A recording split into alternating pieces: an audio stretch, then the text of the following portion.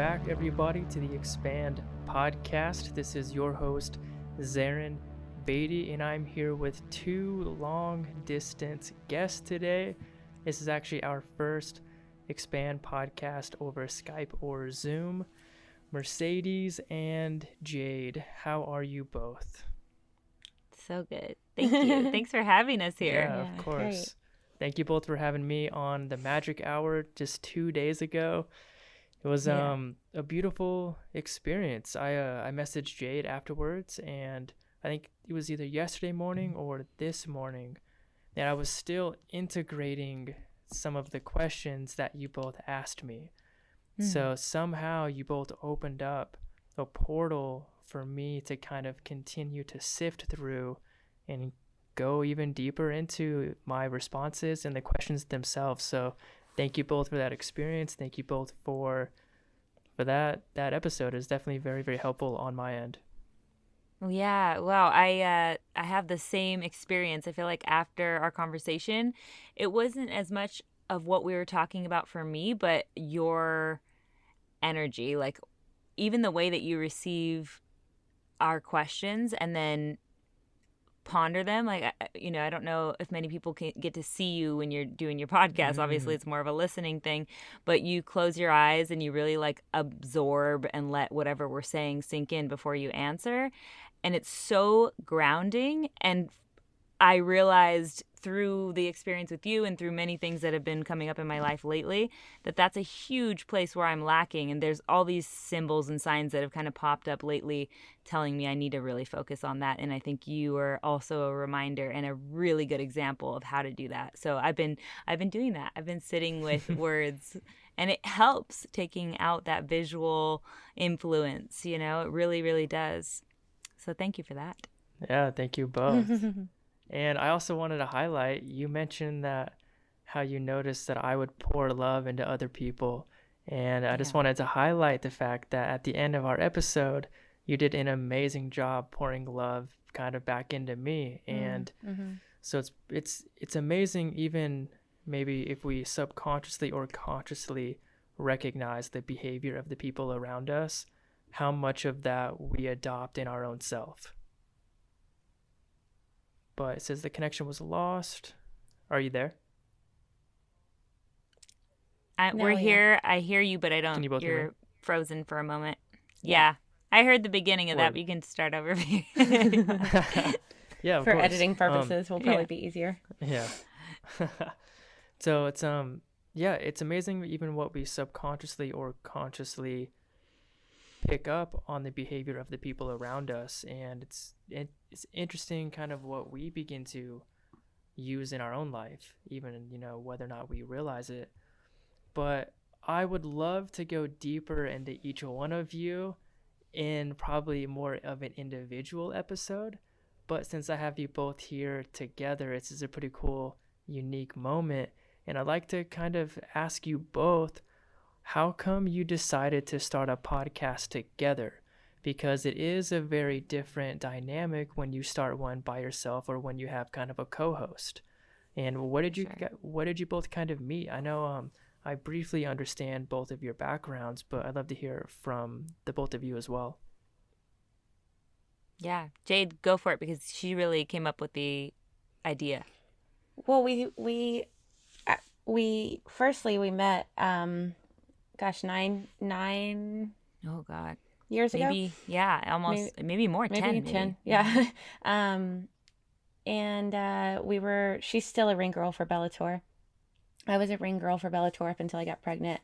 Now I'm a ring girl for Invicta. But so we were on the road together more than we were home at the time, because this is when they were having a lot of fights. And so we just became like sisters. And then when we were both in very different places in our lives, but had kind of started our growth path.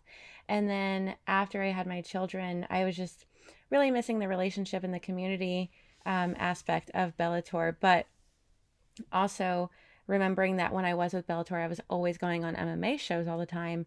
And majority of the time I went on shows, I would talk about healing depression or anxiety and just having hope in the midst of those things. And it was one of my favorite parts of about having that platform was being able to be a light and being able to go on these shows and receive messages from people that felt less alone by hearing the message. And so I started to just think about, probably a year prior to messaging Mercedes about having a podcast, I started to think about all the hows and, well, when am I going to have time? And I'm so tired because I'm a mom of 2 toddlers. But so I kept thinking like, yeah, I'll do that at some point. And then it kind of got to the point where I was like, I'm still a mom of 2 toddlers and I'm still tired. I don't know when that's going to change. So I'm just going to go ahead and see if it's possible. And when I messaged Mercedes, it was almost an instant yes, right? Yeah, it was at first like, I'll say on my side, hesitant. I was not hesitant at all about the idea of starting a podcast and even doing that together. But there was a hesitation for me. Committing to another person is really what it is. And I've been, whatever you want to call it, entrepreneurial. I have a new definition for that type of word nowadays, but or for what part I play in that type of word. And Jade asked me, okay, you want to start a podcast? We could do all these things and for all these reasons. And for all the reasons that she gave me made total sense, especially because we're such opposites. We can give such different opinions, I feel like. And we're kind of the yin to each other's yang. So that was all intriguing. And I'd been, self-seeking and soul-searching and all these things for quite a long time. So I felt like it was a place that would let me explore that further, and do the research I wanted to do with the guests that we could have on. There's a lot of potential there for me, but I had this like slight, I would say momentary, it was really only like a day I think that it lasted, but at first it was like, maybe we should do, separate podcasts, but have sometimes where we combine them. And I had this whole thing where I know I was resistant to combining, and especially with another woman, which has always been tough for me because that's like a sore spot in my past, like finding places where I can commit fully to another female. So this has been such a cool experience. Like, I got past that. I was like, I saw that shit in myself and I was like, all right, let's do this. And I know it's Jade and I love, she's like my sister. She's actually who I'm repairing my relationship with my sister through. So that's interesting. So it's only been amazing. I mean, of course we've had ups and downs. We have days where we just like sisters want to, hang up the phone or like not be nice in the moment. But like I always say, we come back for more because I think we know we really do fulfill something special for each other. And we kind of complete this circle that's necessary to serve the purpose we're trying to serve with the podcast. So it's been awesome. And it's so interesting because the moment that the thought of having my own podcast by myself didn't even cross my mind. I instantly thought I need a partner. So I was the complete opposite, which is we're always like balancing each other out in that way. But it was like right away I thought, okay, well, who's my partner going to be? And I think it's partly because most of the shows I listen to are 2 people, but my soul instantly said Mercedes. Like there was no backups, no plan Bs. And there are a lot of people like on it, people who share a lot of the same core values and would have been great partners, but our lives are so similar that I feel like it would almost be like an echo chamber, whereas Mercedes and I usually bring something different to the table and a different perspective. Our lives are also very different right now. And so my soul just said Mercedes. And then when I got that feedback from her that she had wanted to do it herself, I actually messaged Aubrey Marcus and Brendan Schaub and just asked like their opinion, and they were like, you guys definitely need each other, y'all are gonna bring so much spice to each other. And I remember sending her those messages and just feeling like, because at first I was like, oh, I didn't even think about it being on my own, but it like that was not an option for me. So it's interesting how from the start we were yin and yang. Yeah, even all the people I listened to as far as podcasts go were all one person. It was a Joe Rogan or a Tim Ferriss or a Tom Bilyeu, and very like business masculine, all those things. And Jade always listened to duos and many women together. So it was just I think exactly what we both kind of needed in the moment, and it's panned out that way so far. I think we're following our calling for sure. I wouldn't have been able to do this by myself, to be honest. I don't know how you do it, Zarin. It's a lot of work. I Yeah. very luckily have a guy behind the scenes that works on a lot of the technical aspects, and I mean, there's so much that goes into something like this a lot of people don't realize. And the both of you, even right here in your response, you feed off of each other so beautifully well. Like you knew when to take breaks and when to let the other person flow and talk, and it's a very special thing, especially like in a partnership like this, and experiencing it from the other end as well, being asked questions. I got to really feel both of your strengths and how well like each one of you asked your own set of questions that of course definitely coexisted with each other very fluidly. So this has been a beautiful so far, even on this episode and the entire episode 2 days ago on your platform. And I find that pretty rare with when two people are kind of upholding one half of the equation. And for you to recognize that like you are the yin to each other's yang, like that's a really cool way to even visualize your personalities. Pretty cool. It's also come with time. If you listen to our first episode that we never aired, I had to put a Post-it on my laptop that said, "Do not talk while she's talking." So it's definitely come with, like, we've helped each other grow a lot when it comes to that type of communication. The beautiful thing is that getting into any kind of partnership, right? Any kind of relationship in life, whether it be in business or in romantic relationship or whatever it is, sister, brother, anything. When you decide to dedicate yourself to it, commit to it, you don't have the like ability to always just blame and run away from you taking responsibility of what your part plays. And I think that's where the growth has come. Like we're both kind of being these mirrors for each other and allowing for some sort of reflection, you know? And I think also we trust each other. That's a big deal, you know? That's hard too. That's hard for me, like I said, especially with women. So getting to a place where I can do that with a person, I knew Jade was that person. Like that was not a hard thing for me to know right off the bat. You can feel like the reflection is as clear as it's going to be. You know, when somebody gives you something back, you should probably look at it when you know it's someone who you can trust opinion. That's beautiful. You both seem to be learning so much from each other as well as your guests. Like what a cool different way to go about a project like this. And as you have both even just stated, you know, how many episodes have you done so far? We've recorded what, Jade? Like we recorded about 37, but we've aired 27. So you're approximately 30 episodes in with experience, and your personal growth just side by side each other has exponentially and substantially increased, let alone all of the information that you're absorbing from your guests. Like that's a powerful formula right there. Yeah, Dude. It's definitely fun too to help each other integrate the conversations with the guests, because sometimes we get off and it's like we experience that together. So it's like we get to talk about it together instead of like going to a friend and it's like, you should have been there, you know? Yeah, it's kind of like cool.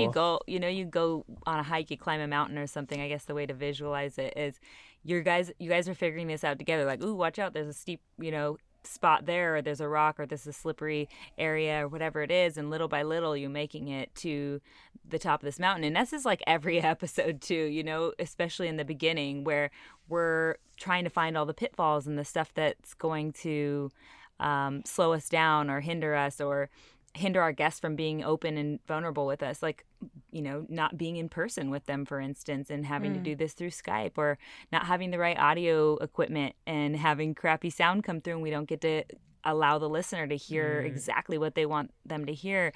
So, and then of course all the logistics of that, and then our personal lives that come into play, like so many things that can become obstacles we've worked through together. And so it's like when you make it to the top of that hill and you make it, you go, hell yeah, we did this together. We did this first of all, period, because we take our ownership of what we did alone, but also we did this together and we get to witness it for each other and have like this elation for each other and watching this person who's special to you grow. And then you get there and you're standing there together on the top of this hilltop and you go, let's try to do a live event next. Some bigger challenge. And we did, and then we did that. And then I know I told you, Jade, during our first live event a couple months ago now. Mm-hmm. Yeah, we did it at On It. It was so scary for both of us. I mean, I know I was frightened to death. And I wasn't scared until she was scared. And then I was like, there's things to be scared of. You were just so busy, like getting it done. Yeah. So you weren't even looking up. But anyway, we conquered that. We did better than we expected. It was like so successful that people were asking when's the next one, type of thing.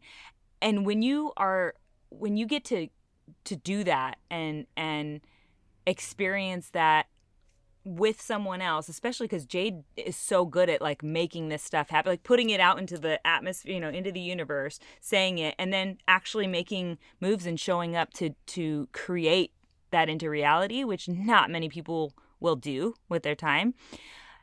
A lot of people will say it, but they won't actually do it. Anyway, getting to making those steps to reach these challenges over and over again, and then getting to that, top of the hilltop and going, what bigger mountain can we climb now? When you have a partner who says, yeah, I'm on board, let's do it, it's so much, it's just better. Now to just find this in my romantic life. Yeah. Wow. But Zarin, something that you might relate to also about having a podcast and having these conversations is that I feel like it lights you up, and then things that are dark in your life get highlighted out and you're less tolerant of them, like ecstatic dance does that for me. There's multiple things, friendships that do that for me, but this podcast like really lights us up, and I've noticed other things being weeded out just because of how much this brightens the space. And I might even add to that, Jade, that I've noticed whenever you're going through some darkness in your life, you're able to move through it definitely faster and maybe with more grace or ease, because you don't have there is not a void here. And I hope you can, I'm speaking for you in this, but I feel like you can trust this relationship and this space that what we do with the show and how we're helping people in both of our passions for it. Mm-hmm. And that it's going to be this thing that fills you up and you always have it there, no matter what's happening in, your romantic relationship or any other, family relationship or whatever else are big deals in your life outside of this. You have this thing. Mm-hmm. It's true. So 2 questions came to mind during your expression. One would be, what have been some of the biggest lessons that you've learned while doing this the past few months? I mean, what were some things that were unexpected, things that you kind of learned on the journey? Because it seems like the map kind of reveals itself the more we even walk on the map itself. Do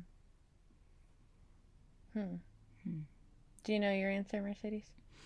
Journeys that have revealed themselves. So you mean, like I was expressing, getting to the mountaintop and looking at what else is there to conquer? Or like your biggest lesson? Yeah, like things that you have recognized either about yourself or about each other or about discussion in general, or some of the things that you've learned from your guest. What have been some of the biggest lessons that you've been able to recognize by even doing what you're doing right now? I think it's woken me up to what's out there. Like when you're having these conversations with these people, it's like, whoa, that exists? Like people that think this way, they're real and they exist, and like they're willing to talk to me, And so I think it's given me more confidence for one, but also given me more hope for humanity and for the future, and for my future also. Yeah, I totally agree, and I might articulate it in the sense that it opened my eyes. It's part of what opened my eyes, a huge part. It's really the practice that opened my eyes to the fact or faith that everybody is a soulmate waiting to be discovered.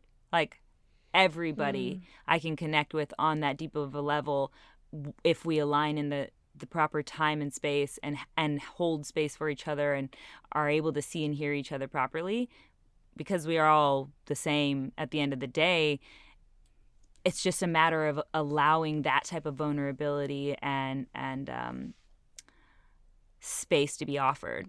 So, wow, like what a discovery, because suddenly you've been under this guise of thinking that you have to go off of the Disney storyline of seeking out especially romantic partners or best friends that fit this certain mold. People, if you call it a soulmate, then it has to be this person who like sweeps you off your feet. It's all perfect, everything's cookie cutter, picket fence, whatever it is. And that's just not the truth. I mean, the truth is that we are all these amazing beings that are just waiting to be uncovered and discovered. And I think if we can hold that type of space for those people, we get to discover that. And every time you do that, it's like every time you make a new soulmate or kindred soul or, close sisterhood or brotherhood, you can feel your heart expand. You can literally feel an opening, right? I mean, you can. And no one can deny it. No one can deny it. You can't deny that feeling. I mean, everyone's had that feeling of when you feel love. Mm-hmm. I mean, it could be for your puppy. It could be for, something that when a puppy's a good example or a pet for that matter is a good example, because everyone I feel like has had the experience of like looking at their cat or dog. Maybe I'm just talking from my own domestications and my own childhood, but I think that anyone who's had a pet that they've gotten really close with maybe as a child and such, they've stared into its eyes when they're like in a, they're crying or in a bad mood or whatever. And the puppy just sits there and stares back at you and gives you unconditional love and sees and hears whatever's going on with you and licks your face or whatever. And you feel loved and it makes things better. And even when you're not in a, crummy mood and you watch this thing that's open and accepting any love you're willing to give it, it just, you can feel your heart expand for it. You feel that, that expansion happen. I think anyone can understand what that feels like if they're trying to tap in. If you really close your eyes and like you do, Zarin, and really allow yourself to tap into what that feels like, more than even what it looks like. I think we know what that is. And I think if we figure out where we can do that with other humans, we start realizing, crap, man, we can do that anytime, all the time. It's just a matter of the, energy we have in the moment in order to make that experience possible. 100%.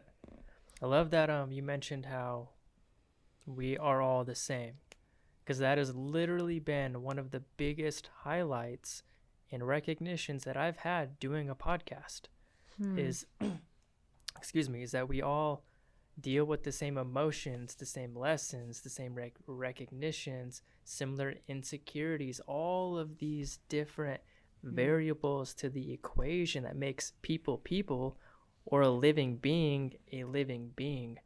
And you really get to see that we really aren't as different as we may think we are. And that's such a powerful thing for us to be able to recognize during the discussion, but also for the people in our audience to see and hear and really be, from what I've heard by them, be like a fly on the wall with like really beautiful discussions, and they feel like they're a part of that discussion. And that's actually, I love that you mentioned also how like you can feel some form of disconnect when it's over Skype, or like you want the real meaning and the vibration to be sent through to your audience, because we're able to feel it in such a deep way in the moment. And I really believe that people are more aware than we give them credit for. Like we can feel when there's a really good relationship or discussion happening while it's happening, or we can feel if people are just kind of pretending to be nice or not. There's a big difference there. I noticed today I was listening to another podcast. I can't recall the name right now, but it was a woman who had on another woman on her show, and they were so in sync, and their energy, you could hear it through their voice. You could hear it through the conversation and how they would almost, I wouldn't say finish each other's sentences, but reflect back, so clearly what they'd heard and then add on a tidbit to it from their own experience and back and forth, that I found myself, of course, enjoying the conversation with the information, the knowledge they were putting through. But more than that, there was this deeper thing happening that I haven't experienced it until this morning. And I think, and Zarin, I'll give you credit for this too, because like I was saying earlier, the grounding that I really think I need to bring into my life, that's part of how is feeling being in the moment, staying in the now, and allowing myself to experience the energy of the now. Trying to use less woo-woo words because I know it gets tough sometimes. I'm sure anyone listening to this isn't going to be bothered by that, but very true. But the thing that happened while I was listening to this podcast is that I wasn't at some point I wasn't listening to their words anymore. I wasn't absorbing the actual words that were being said, but I found myself having like epiphany after epiphany about stuff I needed to probably sit and meditate and have some quiet time to bring up. But because their energy was so like in sync and open, and the conversation they were talking about was very much in the realm of like how to raise our vibration and essentially it was in a sense holding this like sacred space for people, and they were doing that with their energy through a podcast that I'm listening to. That sound is coming into my ear, and it's allowing me to have these epiphanies that I know I only have at the moment, in the moments before you fall into dream state, or in the moment where you're really deep into a meditation, or you're getting like a nice long 1.5-hour massage, or some place where you've been, you conceal yourself to this moment of stillness and silence, was happening while I was listening to these people, because they were so just in sync and allowing that type of energy to come through the airwaves. I mean, it was weird. It's a weird thing to say, I feel like, but it really felt like that's what I was experiencing. Well, there's so much happening that we may not even know we're recognizing, whether it's during a discussion or whether it's, the radio waves in the air. Like, these things affect us and we pick up on them, whether or not we like want to admit we do. And that's where I feel like I've kind of mentioned on your platform how powerful it is to kind of feel what's being felt and to kind of just recognize what's being felt without judging it by any means. Just kind of purely observing from a neutral platform, like what's even happening in your body. And it's amazing what kind of memories or thoughts or recognition or little seeds that can blossom from that. It's pretty cool.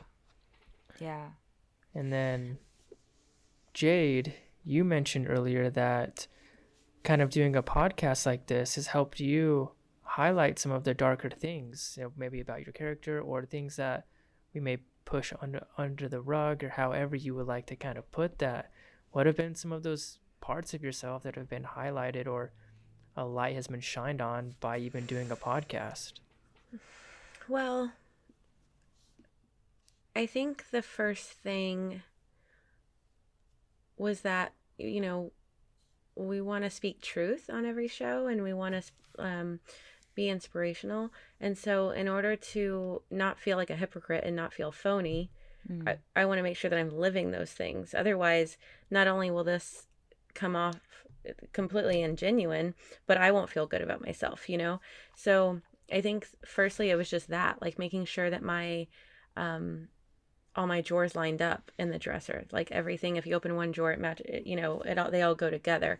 It's not like someone who listens to the show but then meets me in person doesn't think that, like, she says be a light at the end of every show. Why the heck is she so mean, So so that was the first thing. Not that I was like going around being a raging bitch before the show, but it was just something that, like, Ellen DeGeneres talks about how one time she was in traffic and she was honking at someone and she gave him like a mean look and they were like, "You're the be kind girl," because she says be kind at the end of every show. And she was like, "God, I can't get away with anything anymore because I'm the be kind girl." So, it is scary. Yeah. Yeah. So yeah, and I like our hats say be a light and I like wear them often. So just that was the first thing, was like making sure, like really asking myself if I was living it. And then not to say that we don't have bad days, we have hormones. I have 2 children that wake me up very early. Sometimes I drink too much caffeine. So there's days where I'm definitely not my best self, but I at least have like something to kind of look to measure myself. And but it's interesting because it's my own words that I'm doing it to, Yeah.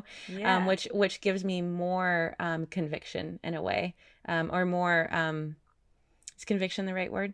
Yeah, I think Okay. so. And then Motivation, maybe. Yeah. And then so that would be the first thing. I'd say the second thing was just like I said about the people that we talked to really inspiring me, just really wanting to surround myself with people like them and get under people like that.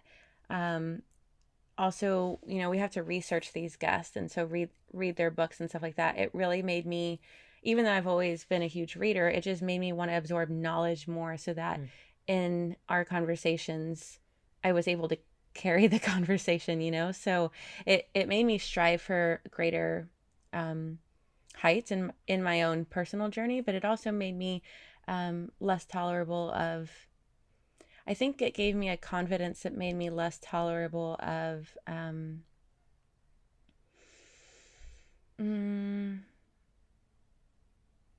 don't know, disrespect's not the right word, but I guess it gave me a little bit more, because of the confidence it gave me a little bit more strength in my boundaries, I guess would be the right way to say it. There was less that I would tolerate in the way that someone would treat me, because maybe I valued myself more, or maybe also because of the conversations I was having, I started to think, it just started to expand my mind so much that, like, you know what? I'm not a victim because I'm choosing the situation. It was like a whole episode we had with Maddie Moon. And so when you have an episode like that and then you spend 10 hours working on the episode after, where you're editing it, looking for the promo video, checking back the edits, it's like you're listening to it so much that it's like, I think it integrates so well, so there were just things that I cut out of my life due to the conversations that we've had that just lined up perfectly with what changes needed to be made. And it's funny too that you mentioned, Jade, the work of making one episode, making one episode come to fruition, because even though the work feels hard, and work always does, that's why we call it work, it's also the thing to be most thankful for, because it's where we have been able to integrate. It's because of having to do super hard work. Yeah, I have these episodes over memorized. Yeah, we're like crying, stressed out. This is like too many times we've had to listen and try to get these edits right, and whatever the issue I've is. had enough. And I almost think, especially in the very beginning, we're getting slightly better at this, and I mean slightly, very little by little, inch by inch, letting go of mistakes, and where especially we're not articulating, the way we want to come off and sound, or we feel like our guest needs help to get their idea across, because it feels like the audience, all these things that are our own predisposed like ideas in our heads about the episode. And it's funny, the episodes that we go, this one's not going to go great, they are the ones that are received the best. So it's just been really an interesting ride, figuring out how to speak truth to the world without your shit attached to it. Yeah. Like, how do you release your shit so that the world can hear the truth that you actually want them to hear? That is the goal. Yet we're like, we get lost in the sauce of all whether our or not it own relates baggage. to us. Yeah. So that's been interesting. I think it really relates to this idea of releasing needing to change others and respecting where they are on their journey, and more than respecting it, appreciating that they're on a journey themselves, and that, you know, as pushy or as nagging, or, you know, these are the words I would use for my own personality, as you want to be, that stuff, that pushiness, that nagging, that shoulding all over other people really only holds them back at the end of the day. You know, we talked about this on the episode you were on with us, Darren, that we have to sprinkle seeds and, you know, let it go, let it grow, right? Like, it's all we can do. So, man, first of all, that whole response right there was fantastic. From the confidence to the ability to kind of pull ourselves away and detach from how we perceive the episode, because it's such an interesting concept. When I talked about this with Corey Allen, actually, when you're in the process of something in development, we are the only people that see when it may be out of track. Nobody else gets to see that. They only see the finished product. Therefore, we have this weird perspective on a song that's not finished yet, or an episode where there may be a few edits out of, or whatever, that nobody else would be able to recognize. And I had that same exact experience where one of the episodes where I didn't feel like I caught on with the guest until about 15-20 minutes in was literally one of the best episodes from our audience engagement and repost and everything like that. So it's really helped me. And that's actually happened 4 or 5 times. The episodes where I was like, well, I hope this does well. It's amazing what that's done in terms of, I literally don't know how people will perceive this, but we did it. So, like, it's going to be perceived how it's going to be perceived. And it's important to have a wide range, you know? 100, reach yeah, with people. totally. Yeah. 100%. I think when we walk through life, that can be a parallel message of letting down this perfectionist idea of what you're supposed to be like in front of the world, you know, in any way, shape, or form. Doesn't matter if you're doing a podcast or you're making pizzas. I don't know what your situation is, but if we can figure out how to be more vulnerable and be brave, you know, be brave first. I always say, like, 15 seconds of bravery can get you almost in and out of any situation. Damn, you know? I like that. Like, yeah, like 15 Matt seconds. Damon says that in the We Bought a Zoo. It probably got it from, no, I didn't watch that movie, but he got that He was from like, me. you just need 15 seconds of courage or bravery, whatever.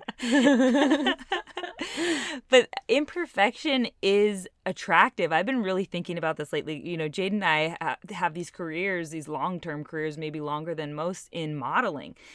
Modeling is all about, you think it's all about being perfect. And so that's all I know that's largely what I've focused on. I think Jade's a lot better at releasing this than I've been.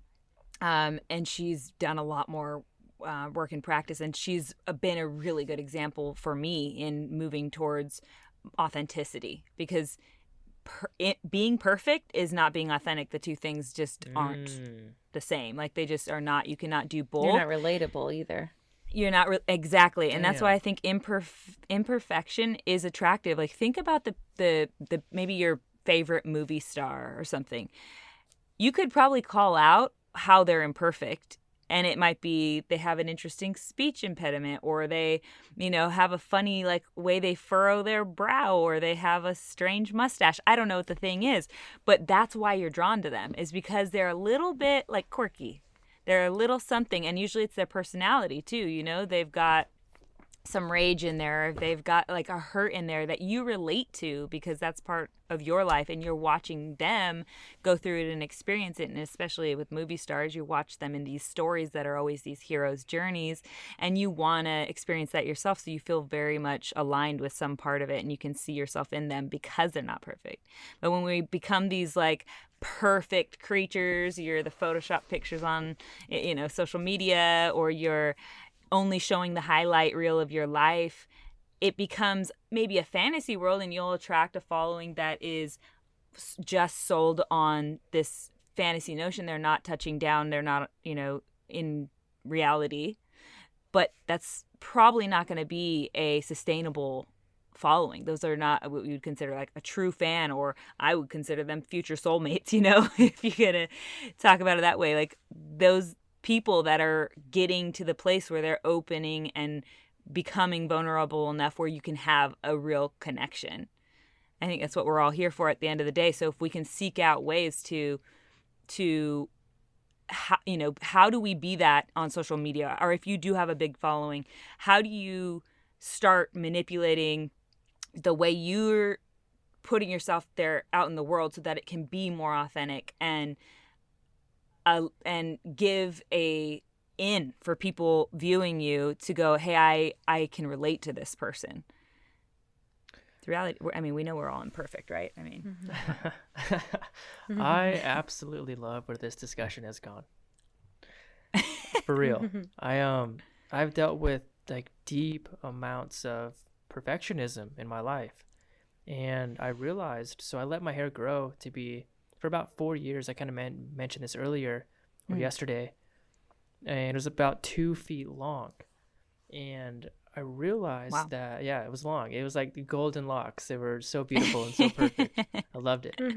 But I realized that, like, after the fact, that they may have been a part of myself who knew I was a deep perfectionist, just to kind of let it be for a while. Like, just let it grow, let it flow, just literally go with the flow. And it was such a healthy time period in my life. And there was a part where it felt like I finally had to pull the artifact from the mold and like sharpen up and like freshen up. So like there was this very natural wave of just following my intuition and allowing the process to go. But that was just some deeper reflection that I had with my own perfectionism. And I've felt that in the podcast and many different aspects, whether it's releasing a product or, with intimate relationships. When I was younger, there's a lot of different things where that part of us can kind of bleed into. I love that you bring up your hair, because I do think, and I think this is like across many cultures, we hold this really interesting like power. We feel like we hold power in our hair in a lot of cultures, like the Samson and Delilah story, or in some cultures, actually, so extensions, like when girls buy extensions, really good extensions especially, are usually coming from these monasteries or these places where people will go to get their hair cut off because they've sinned. I don't know what the specific, guidelines are, what sins you have to commit, or what it is that they then go and get their hair cut to remove the sin. But I call it sinner's hair, because whenever I wear extensions, because you're wearing this hair that's from a person and it's gone with them their life. Like this is something that they've carried through energy, through times in their lives, through these ups and downs and whatever they've experienced. And maybe it's an inanimate object, right? They were living cells at one time, they were absorbing at one time, and then they became hair. But I just think it's really interesting that you had this connection with your hair that way, because it's such an identifying thing, like you do identify with features of your body or face or your hair or whatever it is. We all do. So I don't know. I just thought I don't know if I'm adding to that at all, but you definitely are. It's interesting. Yeah. I've heard that our hair might be an extension of our endocrine system. So there was a study where Native Americans would have super long hair and they would be able to sense an attack before the attack actually got there. So their intuition was like magnified like no other. And then they cut their hair and they couldn't sense the attack anymore before it happened. Like a very interesting like aspect to that. And as you may know, Native Americans, you know, it's a sacred tradition with their hair, and they only cut it for very certain reasons. So just, I mean, I went into a lot of research on that and just kind of perceived my own experience while going through that growing process. But it's something, there's something sacred to it for sure. I think too, like you're saying, with that warrior mentality, I know when I wear my hair up, I'm cold all the time because I'm vulnerable. I mean, I'm exposed here, you know, in a very vulnerable area of my body. You know, the back of your neck is such a vulnerable place. So I wonder if there's some connection too, subconsciously, to the idea that this thing is an extra layer between you and the world, you know, like how people gain weight for those type of subconscious reasons. Like they're basically putting a wall between them and the outside, and they're internal, you know, they're backing into themselves so far that they've created layers of fat that they need to, you know, figure out how to release that fear of whatever's outside. It's funny. A part of me actually felt like I was showing more of myself to the world. So I was like even becoming more vulnerable because these things growing from deep inside of me were able to like present themselves more, which was very, very interesting perspective on it. But I would like to highlight for our audience that will be listening to this how incredible your guests have been in the lineup of your episodes, and it's cool to watch. I mean, you may just be beginning, but that's only this project. Like you've been people for, you know, your entire life, and you've built relationships and you've gone through your careers, and you've been through a lot of different travel places and a lot of different scenarios to grow from and learn from and meet new people. And how did you kind of go about like putting together your list to reach out to people? Because I've gone through my own, you know, strategy or whatever you want to call it, but yeah, like you've had to have met some pretty beautiful people, you know, being models and traveling with Bellator and being around like top athletes and people who really do take care of themselves and are achieving more than, I would hate to say it, but like the average person, you know. I mean, these are abstract ways of living when you're a professional fighter. Like it takes a different kind of person to make it that far in life in that type of career.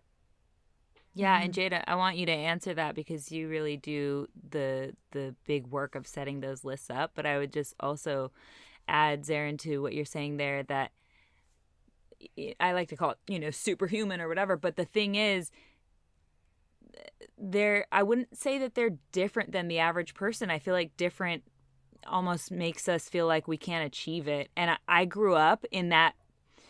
My parents never told me I couldn't do anything. Like that was one thing I will thank them, you know, till the day I die. They've always, I've said, I want to, you know, whatever my big weird dream was or little strange dream, you know, whatever the thing was, they always said, do it, you know, go for it. Like you can do it. Why not? And so that was never a block for me. But also I did notice that for whatever other domestications I had in my life that brought me to this conclusion in my younger years, that I thought when I would see like the president or, you know, some celebrity or someone that's in a stature or a place that or like a professional fighter for that matter, that was taking on these challenges over and over in their life and conquering them and moving forward, that would be a really tough place to reach. And I didn't really even think about me in that situation. It was just like I was going my own little route, and that didn't need to bother me in the moment. And I don't know if I'm articulating this properly, but the idea of being able to know that you already are, you know, like that's my motto for sure through and through. Like you already are. And anytime you see someone who you're like, God, I wish I had their life, I wish I was that thing, and kind of back to the fantasy idea that, you know, social media puts out there, the media generally puts out there, we spend so much of our especially young lives wishing we were something else outside of us, something over there, something over here, or God, if I only had money, I'd be able to do that. And that's most of our complaint, right? We already have that infinite abundance in us. And I'm saying that from a place where I can feel like right now in my stomach, it gets like a little weird feeling because I know I haven't fully stepped into the faith of it, but I know I'm much closer than I was a month ago or, a year ago or whatever. And I can feel that happening for me in my life. So I just want to like make it clear to anyone listening, you already are exactly what you're looking at in those people. And the reason you're able to appreciate those people that you are putting on a pedestal is because you're literally seeing what's inside of you. It's just a matter of uncovering the, wool in front of your eyes or this smoke in front of the mirror or whatever you want to call it, whatever analogy you want to use or metaphor, I should say, for the fact that you, little by little, if you focus on it, you can peel back these layers of fog and realize that you actually already are this. It just takes like that focus. Rumi, what you seek is seeking you. Exactly. And like Tom always says too, like you're only able to admire those things in another person because they're in you. Like that's how you recognize them, So yeah, I really like that she started it off with all that. That was a lot. Sorry. Detour.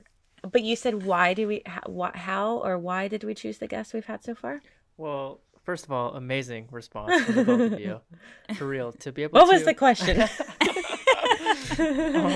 Well, it's so cool that Mercedes that you answered that in the way that you did, because I always find it super fascinating when people with real expertise and experience in something respond the way that they do, because there's a different level of value that comes from your words, from your scenario. And to hear you articulate it the way you did, it really does help paint a picture for other people out there that like this really is possible. Like I love that you mentioned how when you see these things in other people that we don't feel like we could be, like that's what we are. That's why we're able to recognize that. That is so powerful. So powerful.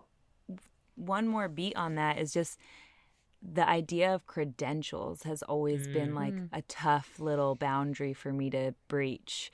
It feels like when you hear like, ooh, he's a doctor, or she's a, got a PhD, or she's been, she's got this title of, I don't know, therapy, I don't know, whatever the thing is, you know what I'm talking about. All these credentials that we can list under our name. Oh, I've done so and so and so and so. Take Jade and I, for example.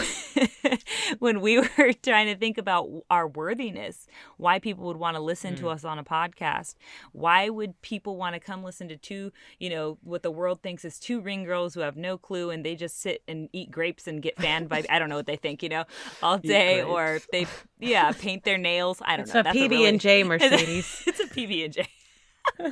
I'm thinking of like old Grecian goddess for some reason, but they put all these credentials in the way, or I have put all these credentials in the way of me being able to become what I want to become.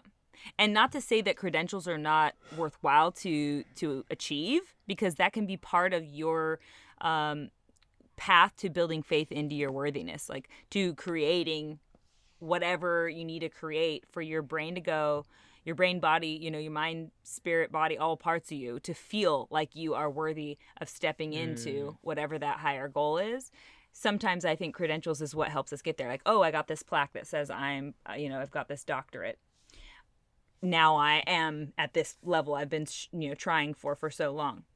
But then again, people that have no real, quote unquote, real credentials, as far as some school or the government or wherever didn't say that they have these two letters that they can put after their name. But yet they are incredible leaders, incredibly powerful and profound changers of earthlings, these people who didn't have any kind of formal training necessarily, because formal training doesn't always help you reach your goal. And that's, sometimes it does, guys. Don't drop out of school just yet, but but consider that what you want to become doesn't have to be, the route doesn't have to be through the standard route. Mm-hmm. Okay. So to continue with this, because this is so powerful, I feel like to highlight, how do we know when we're ready or worthy for that move? And how do we know when we're fronting or faking it? And because like there's a clear distinction when like we pretend to be ready and prepared for something, and like I don't know, it's just, man, I could. You like a fake it till you make it. You mean? Like there's a I feel like huge we did difference that. there. I feel like we did like a fake it till you make it. Yeah, it's how we got a lot of our guests on. That's 100% true. And let's for sure get into that. But to answer that, Zarin, I'd say I actually just watched this TED Talk that I feel like for some reason it's popped up. So I'm going to talk about it real quick. I feel like it connects these dots really well. You're asking the question, how do we not feel disingenuous to ourselves by saying, oh yeah, I'm already that, the thing is, you can never just tell yourself you're something and then be it, right? You have to figure a way, you have to take the path, do the work like we were talking about earlier to achieve a place in your body, brain, and spirit that doesn't even say, it just is a knowing that you're stepping into. And so this TED Talk, which I highly recommend, and I actually, at the end of the episode we did with you, Zarin, I used it as my magic trick. So I might not go so far into it, but anyway, this guy talks about this, I'll call it a mantra that he uses because he was an addict, for many, many years and got through the addiction by going to a program. I don't know if it was, a 12-step or whatever, but he would go to meetings and such for this program to get through this addiction. And his sponsor was really great at guiding him because one of his first obstacles he came up against once he got clean was going to a job interview. And the job interview, he knew they were going to ask him, how come you've been not employed for the last 3 years, right? And the answer would be, because I'm a drug addict, if you're going to be honest, but you're probably not going to get the job, right? So he's really nervous going to this interview. He calls the sponsor and he says, what should I tell them when they ask this question? And the sponsor replied with the same, use the mantra essentially. And the mantra is practice rigorous authenticity, surrender the outcome, do the uncomfortable work. And I think that mantra is the answer to your question. So if you can practice rigorous authenticity, surrender the outcome, which is like the hard one for me to get by. It's the hardest one for sure. Yeah. And then do the uncomfortable work, because that is the uncomfortable work in a sense, surrendering the outcome in this case, So the guy, just to end that story, goes to the interview. He follows his sponsor's, offering, and he says to the guy interviewing him, when he gets asked, hey, how come you have this 3-year gap in your employment history? He says, I was an addict. I am an addict, and I'm recovering. I've been clean for so and so many days, and this is me. Truly came with it with truth and love, and got the job on the spot. And over the next 8 years, he practiced that same mantra, practice rigorous authenticity, surrender the outcome, do the uncomfortable work. He got 8 promotions in 8 years. Now he's the CEO of his own company. Whoa. He has a TED Talk, and we're going to have him on the show. So I'm just saying that this stuff is real, guys. And I think, like I said, to answer your questions, Aaron, that's a big part of how to step into the faith that is needed so that you can feel this knowing of you already are. I love it. Yeah. To bring it back, first of all, thank you for sharing all of that. That highlights it's really good. Was really good. It kind of brings it back to our discussion with your episode. How do we bring ourselves back to our bodies? How do we bring ourselves to our foundation to kind of hone everything back in to be who we should be for that moment? and progress from there. Grounding. Yeah. Ground for real grounding, like real world grounding with your perception and your behavior and your expressions. That to me is invaluable. But to bring it back to you, Jade, and like, how have you kind of gone about finding your guests or building these relationships? Did you kind of just know that, oh, I have a really good relationship with this person, I'd love to kind of dig deeper into their life and their journey, kind of jot their name down as a potential guest? Like, there's a lot of different ways that I feel like people can go about building, the guest list for a podcast. And since we are both fairly in the beginning of doing this, you don't have necessarily a lot of people reaching out to be on, maybe like Joe Rogan does. He has emails reaching in and all that kind of stuff. So it's really fascinating to kind of hear how other platforms are growing their platform as well. How has that process been for the both of you? Jade's a G at this, so I'm gonna let her for sure answer. Well, at first when I started the list, like before we even recorded an episode, I sent Mercedes a list of literally like 40 people that I already had said yes to be recorded.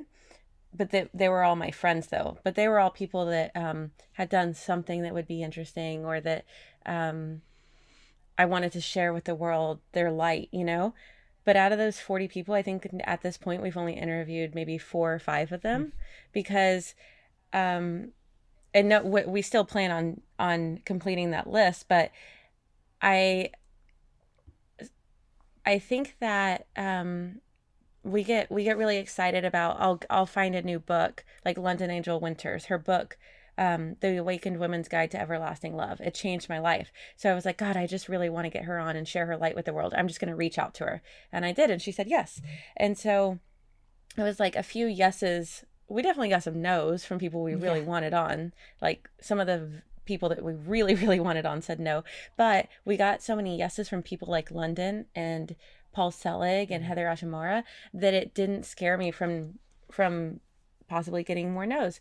But also I'm really into manifestation. So when we first started, I wrote down a list of like 10 names that were my dream guests. And I think we've checked off 2. But we have 2 others that we are going to record with that have already said they're going to do it. So I really believe in writing things down, whether it's like in the notes in your phone or on your vision board, just like really writing it down and just having a knowing that like, this is going to happen. This is, we're going to record with these people, and not in a way of like, I don't have to do the work. I wrote it down, but just, I guess, putting things on paper for me really empowers me. Writing it like in present, instead of future words, as if it already is. Yeah. Like guests for the Majic Hour, and then writing them down as if like they're already booked.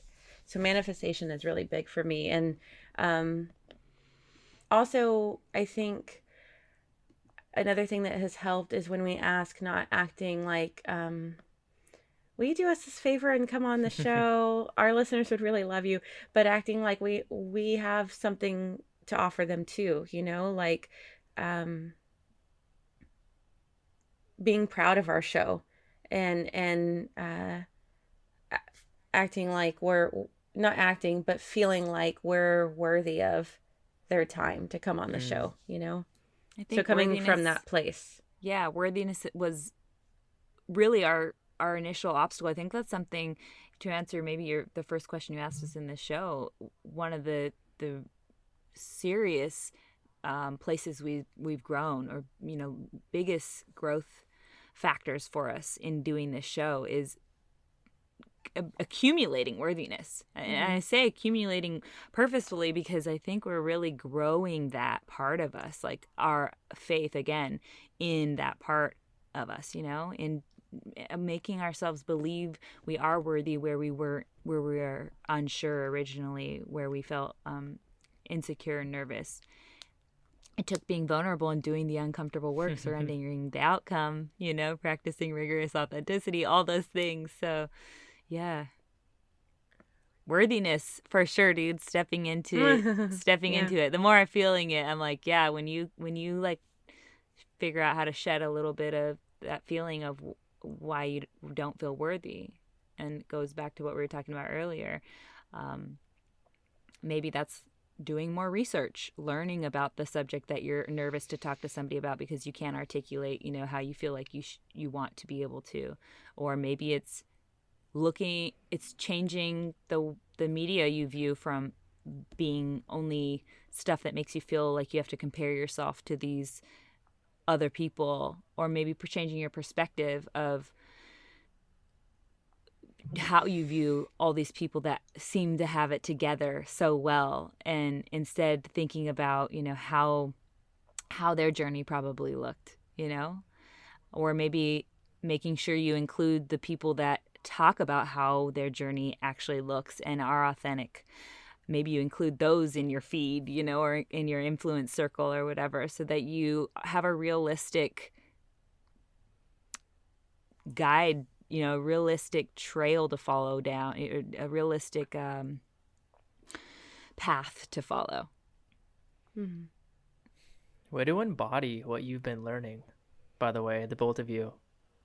Way to truly integrate what you've been growing with and from, and learning and digesting and adjusting to and adapting with. Because how often do we get these fucking remarkable downloads that we don't integrate fully? So much. It's terrible. But you can also only do so much. Like, I think that's something I punished myself a lot for, and even still do. That's one of my patterns. And Jade, I know you do this too, because we've had this conversation where you feel like you want to absorb as much as you possibly can. So you're reading 10 books at one time, and you're listening to all these podcasts. And I don't even listen to music. All I listen to is podcasts and audiobooks, and then you're trying to only have deep conversations. I mean, you can go on and on down this rabbit hole of like how you're going to force this stuff into your brain and body and spirit, but can only integrate at a certain rate, so to not outpace what you really actually can absorb, and give yourself the space, because at the end of that mantra that we're talking about, practice rigor, I'm going to keep saying it so that everyone on this listens. Please do. Practice rigorous authenticity, surrender the outcome, and do the uncomfortable work. I would add integrate with gratitude. Because I think the sacred pause, the moment after we do the work, we've, put ourselves out there, we've been vulnerable, and we've surrendered the outcome, we do all that, we have to sit and relax and, like you say, Zarin, seek that stillness for a moment to allow this embodiment, to allow the integration, because that's what we're looking for. That's how we become it. That's how we step into the light. 1400%. And 1400%. And life can go by so fast, especially when you're traveling and you have a podcast and you're going from this episode to editing to this to that. Like, it can become remarkably overwhelming very, very quickly. How do the both of you find the time to integrate? What has kind of become your process to kind of just patiently absorb what's happening? I'd be really curious to kind of hear where you both come from in that sense.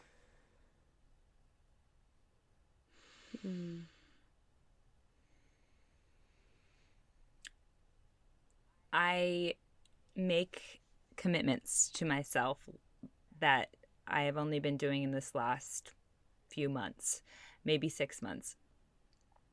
Whether it's a massage, massages are big for me, like human touch, and time spent specifically nourishing my body, right? Or giving my body some sort of reprieve and love and attention that way. So committing, like, you have to get a massage every week, or something that allows for that downtime, that my subconscious can know she means it, she'll show up, she's a show up person. and showing up for yourself generally. Like that's maybe where you start. And I should say that before the actual tool of like getting a massage or finding the space, but showing up for yourself so that whenever you say, hey, I talk to myself like this all the time, so I might sound crazy, but whatever.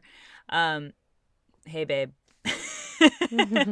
Hey, babe, I know like you're under a lot of stress right now. I know, you're really tired or you got all this on your plate and you're looking at it like, oh my God, this is so much. But we're going to set aside 2 hours on, tomorrow or Thursday or whatever the day is every week. And sometimes it changes. It's flexible. But I tell her, my body, this is when we're doing this, and I show up for it.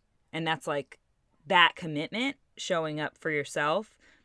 I think it's kind of like the baseline platform for everything, the foundation for everything else. Powerful. Really That's powerful. Does that answer the question that you asked originally? I think it does. And you even kind of helped me see it a little bit differently because, I mean, how often are we showing up for other people doing stuff like this?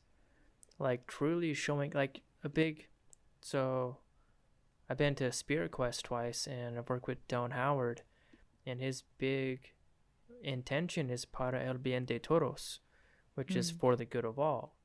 So continually showing up for the good of all, I mean, in theory, also means showing up for yourself because you are part of the all. So thank you for highlighting that. So that was very helpful for me personally. Yeah. Jade, you have, especially the work you've done with plant medicine, I feel like there's so much integration that has to happen for you after that. I know you have like days where you don't.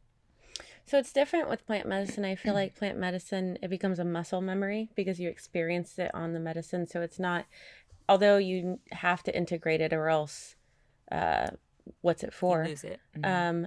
And also the mother or grandfather, when you show back up and you haven't integrated, they'll let you know, and you don't want to do that. But I think that it's so different when it comes to your question, Zarin, and then plant medicine, because something about experiencing it on the medicine, it's like a rewiring of your brain to where it is literally muscle memory. It's like embedded. When you are integrating. Yeah. Whereas the rest of the experiences, the messages, the things with the podcast, the way I integrate, which takes less discipline than Mercedes, I really like her answer, but is also harder because they're harder to come by, is, and it may also sound like a crutch, is that I discuss almost everything with my mentor. So in discussion with him, because I feel like when you conversate with someone and you explain something to someone, you remember it more because you're like telling it, rather than just hearing it or reading it. So when you then go reiterate that to someone, it becomes more of your knowledge, but then also you throwing that on them and then them giving it back to you, and with their love for you, letting you know how you can apply this in your life, or telling you already are, or just being happy for you and just conversating it with you. To me, it's a really, it's been really, really useful in integration. But I also have an amazing mentor. So, I know if you have a friend that maybe struggles with the same things, the thing that's great about my mentor is that he already sees me for who I want to be, and he talks to me like I'm that person. So if we can at least find that mentor who speaks into us like that and holds us accountable lovingly, that we don't have to have a filter on our mouth ever. We can just spit out everything and they'll sift through it, find the truth, and then give it back to you. So it's so important to have someone like that in our lives. And I didn't have one until I was 26. So I know they're not easy to come by, but if you ask for one, that person will show up.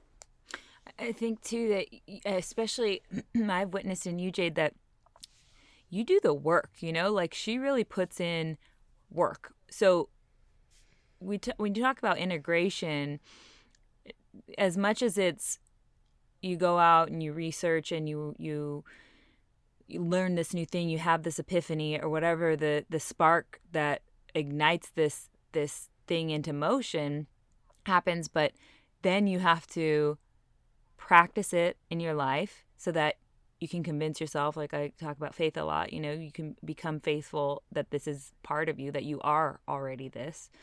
And she does the work of practicing it, finding places in her life, in her extremely busy life that I can't even imagine. I'm already scrambling with, I don't have any kids, So with this extremely busy life, she still finds a way to fit in the mantra or take the meditation time or whatever the practice is for that day, or even just, send a text to a friend to talk about it, like she's saying, or to, speak to her mentor about it, or even just sit and think about it, call that meditation or whatever you want, and do the breathing. I mean, do the detoxing too, drinks the celery juice or whatever the thing is that's going to make her feel like, hey, body, I'm giving you time and space. So as much as you think you're not strict about it, Jade, I think you are really good about showing up for yourself and sleep. I think sleep will integrate. Yeah. It will be like the integrator for anybody. If you're not getting adequate sleep, yeah, that's true. Especially that last 8 hour where, you receive that cleansing. But it's interesting that you say that, Mercedes, because my shaman a couple weeks ago, when I was talking to him about removing a situation from my life, he was like, Jade, you do so much work. Like I haven't seen someone do as much work in our circle than you have in the last couple of years. And when he said that, I was like, what? Like, I don't feel like I do. But then at the same time, I get really obsessed with doing the work, and that can be exhausting for those around me. So I know there's a balance there, because if you're so obsessed with growth that it almost breeds impatience too, because you're like, you just want to do and do and do and like learn and learn and learn. And some people just want their way of integrating is just relaxing sometimes, So, but it didn't occur to me. I didn't feel like I do a lot of work until a couple of people mentioned that. And then I was like, I realized how mostly it's through plant medicine, because there's so much work that goes into preparing yourself, being open, and then applying. So because I do a ceremony almost every other month, I think that that's where most of my work is held. Zarin, I know you're going to jump in here, but I just want to say PS to the world listening right now, that if you want to hear how much work Jade has done through plant medicine, through her life, through, every day of being a mother, all the things that make her who she is, I already know if you want to really experience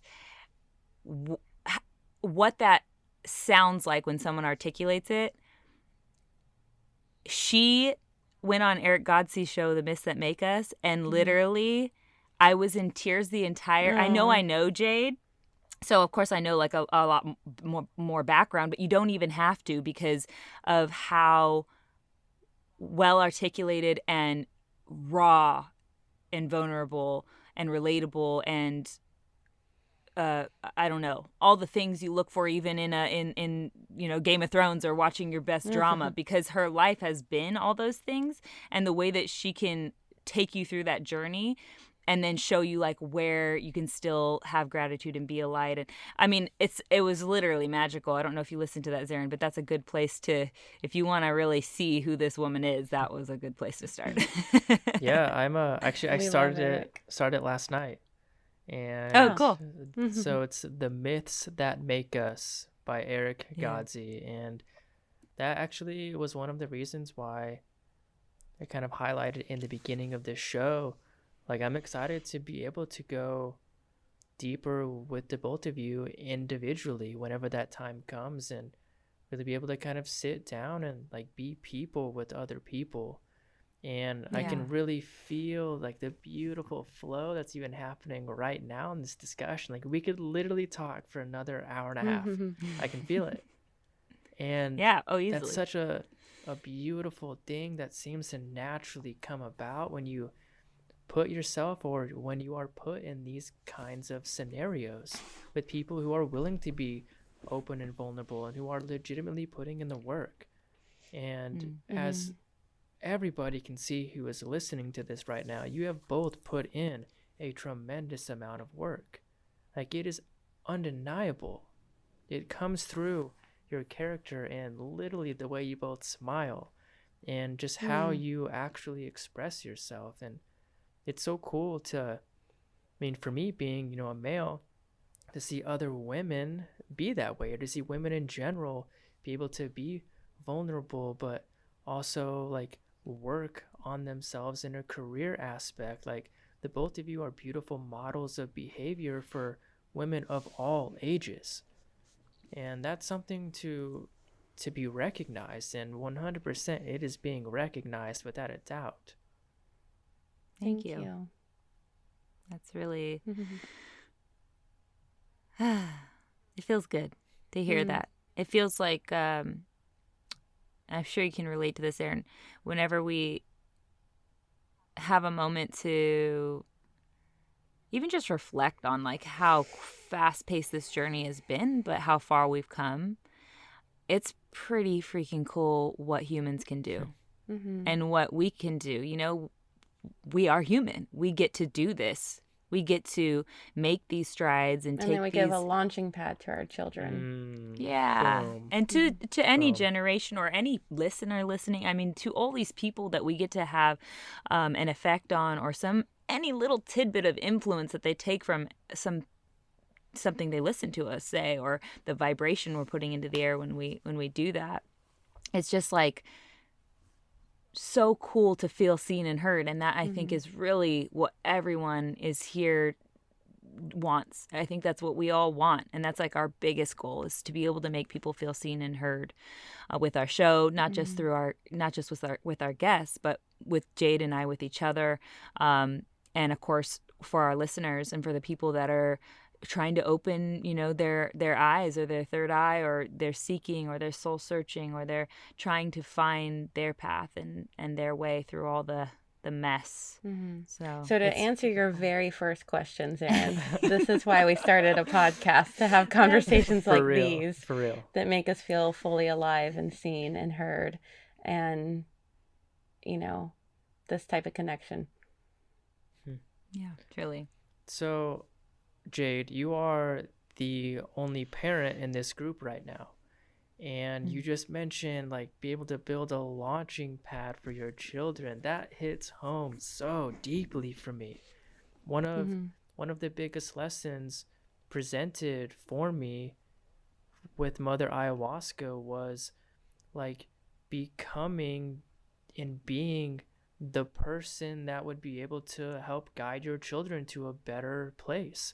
Like, how do we provide them with better resources and education and platforms and questions and attributes and just sets of knowledge for them to grow up in a better environment? And that's what it seems to all come down to for me, from my own recognition on planet Earth, is like our environment, both internally and externally, seem to be one in the same. You know, who we're around is like legitimately how we feel inside. And same with just everything that's happening around us. How are you integrating all of this information that you're gathering with your children? Like, that's a powerful concept. Well, every ceremony that I do, I think I've done about 16. Every ceremony that I do, my kids are there. They're at home in their beds, but they're there. I either morph into them, or I see them, baby foxes on each side of me, or someone in the attendance becomes them. And I experience the medicine with them, no matter what, every ceremony. So even though you're not a parent, you doing medicine, I believe the same is for you, because everything that you're experiencing, your child is going to benefit from. And like every generational curse that's broken, your child's going to benefit from, and your children's children. So it's really a beautiful thing to, and not just with plant medicine, with anything that's causing us to grow that drastically. But as far as integration, I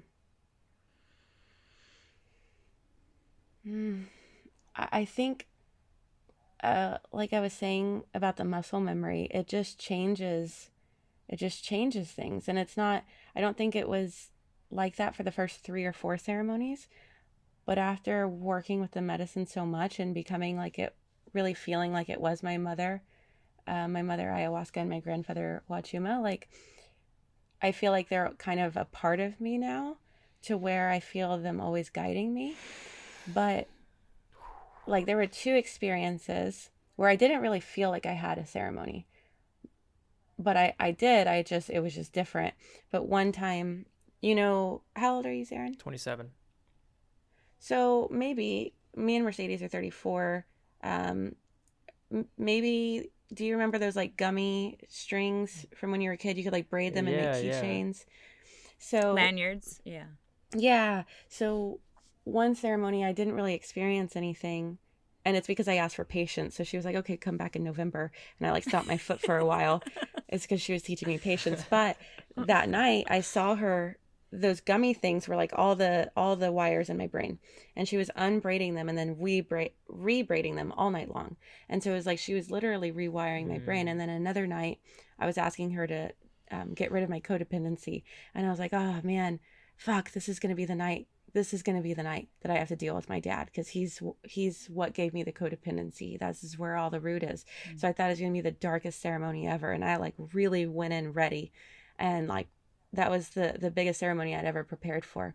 And then I didn't really have a ceremony except for that throughout the night. My brain was put through this like human car wash. It was like this like super thorough dental cleaning, but on my brain. And it was like very painful and very thorough. So even though I didn't experience the dad situation, it was like, I feel like the medicine is just always working on changing your brain. It's like Michael Pollan's book, How to Change Your Brain, plant medicine,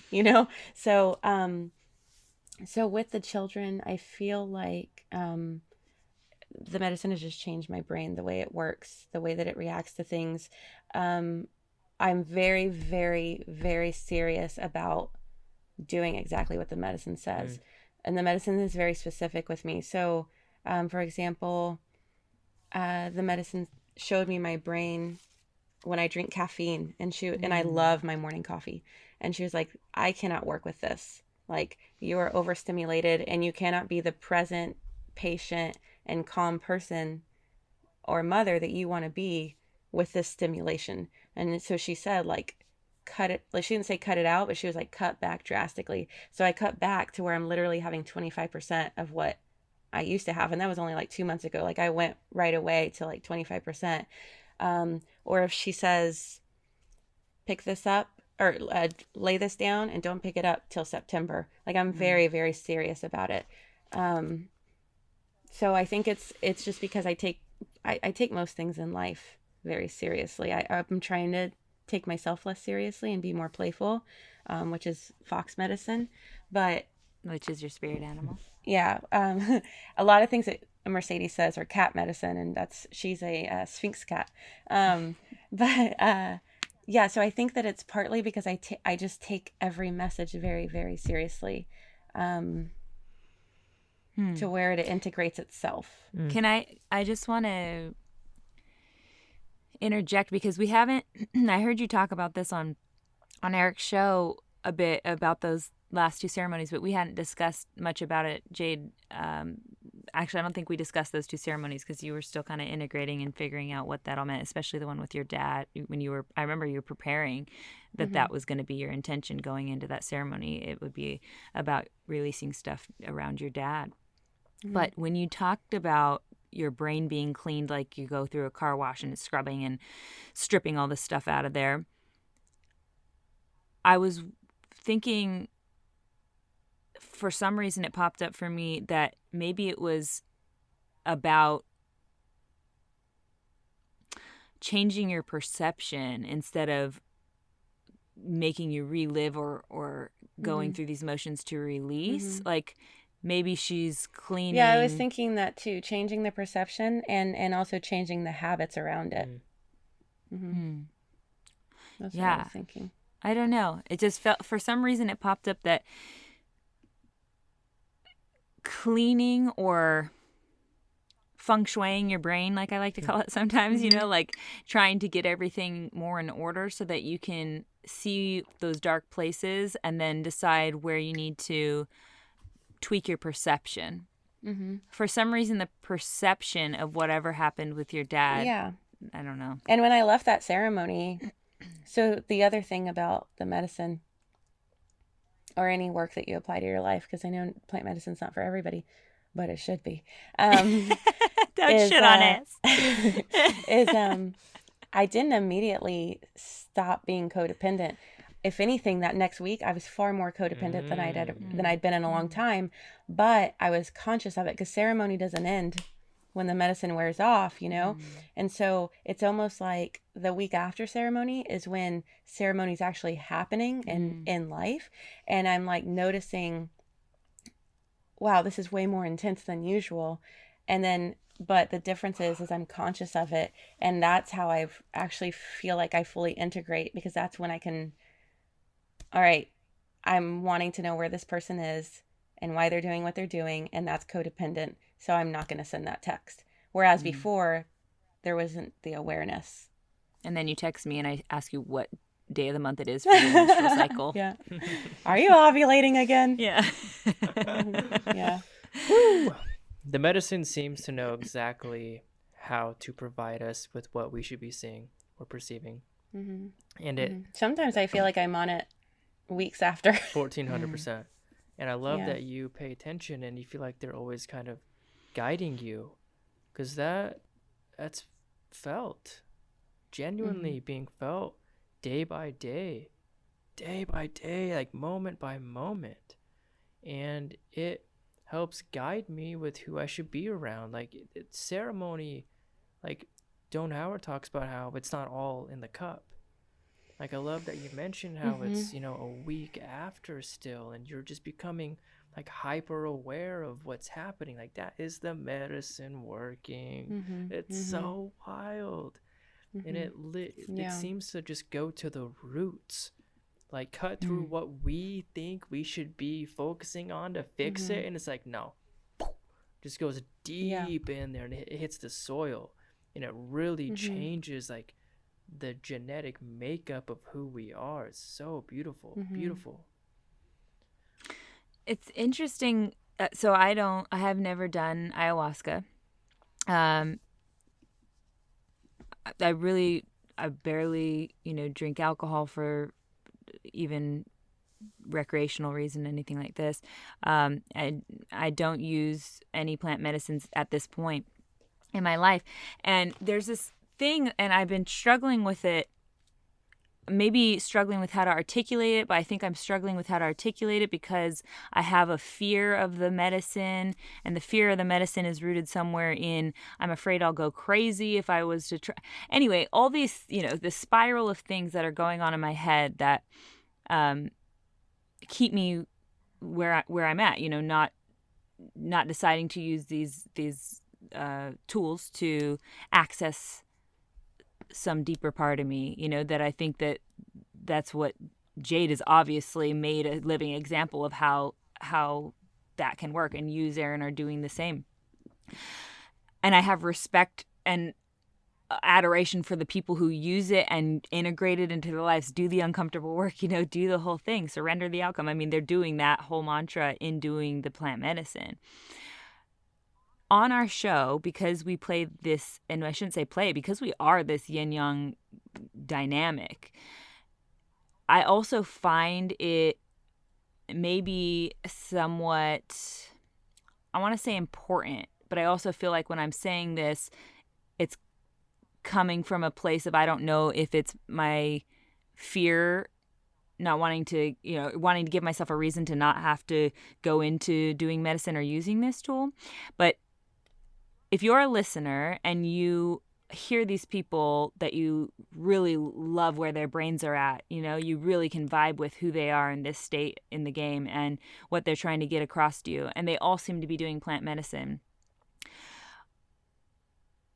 I think it's maybe comforting, or I feel like I'm comforting, or I would call myself a bridge to that place as an option where you can use a tool like plant medicine, but also you can be on this part of your journey too. Like, it's okay to not use that tool. Just find something, because seeking is going to only make you a more valuable part of this planet, you know, a more higher vibrating being.